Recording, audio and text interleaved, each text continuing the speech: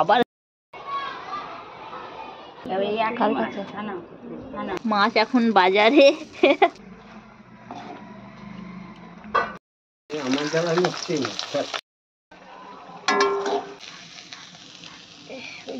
Hello guys, good morning, welcome to Sanchita daily lifestyle blog.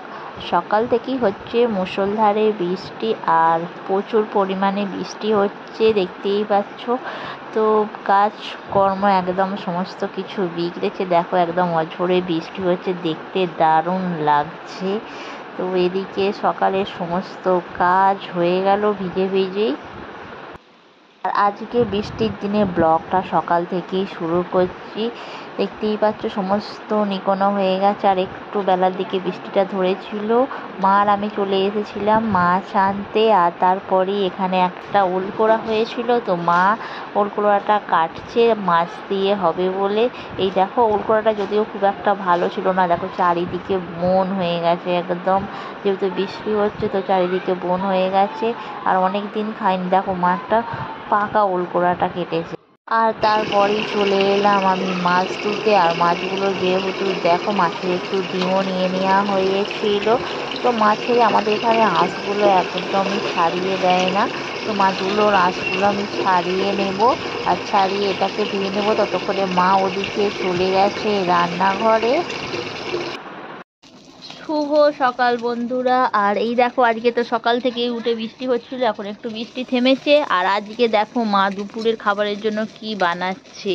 ওখানে ভাত তো হয়েই গেছে, ডালও হয়ে গেছে, আর এই যে বর্ষায় আজকে বানাচ্ছে মা সোয়াবিনটা দেখো গরম জলের মধ্যে ভিজিয়ে দিয়েছে। আর এদিকে একটু তেল লঙ্কা রসুন করেছে আলু ভাতে মাখার জন্য, ওদিকে আলু সিদ্ধ হচ্ছে। আর এদিকে দেখতে পাচ্ছ এই যে ভাজা হয়েছে উচ্ছে আর কাঁকরোল ভাজা। তো এই হচ্ছে এখন দুপুরের খাবার।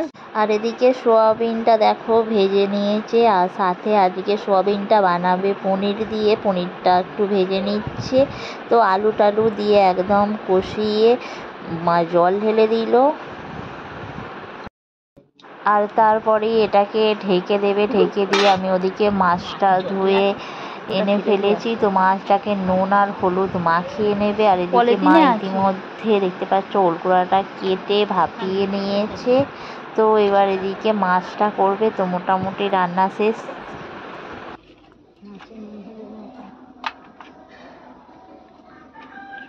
খাবো পাকা মাছ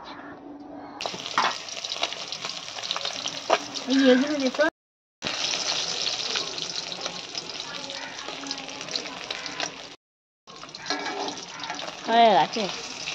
এই মাছ বেশি ক্ষয়ের হবে না,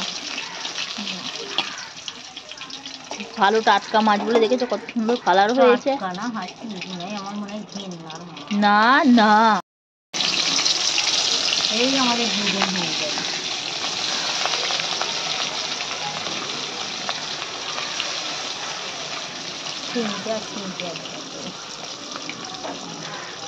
ডিম খাবে সব। তো সমস্ত মাছগুলো মা ভেজে ফেললো, আর মাছের ডিমটা ছিল ওটা অলরেডি ভেজে নিয়েছে। আর তারপরে সিদ্ধ করা ওলকোড়াটাও দিয়ে দিল তেলের মধ্যে।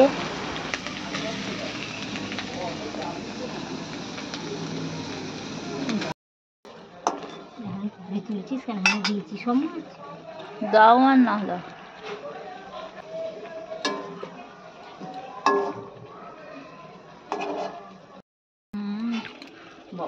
রান্না করলো জানি কখন রান্না করলো কখন পুরো জানি না।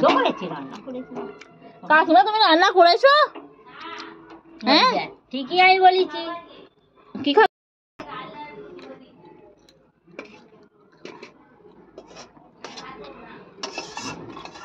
আর এদিকে দেখতেই পাচ্ছ হয়ে গেছে ওলকোড়া দিয়ে রুই মাছের ঝাল।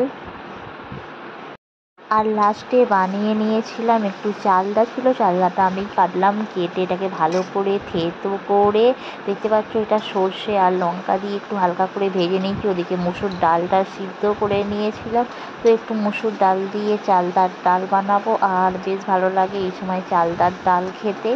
আর দেখো এটাকে ভালোভাবে ভেজে নিচ্ছি, কারণ যেহেতু এটা একটু হরহরে করে তো তার জন্য একটু ভেজে আর জল দিয়ে হালকা করে সিদ্ধ করে নেব। তো জালের জলটাই দিয়ে দিলাম।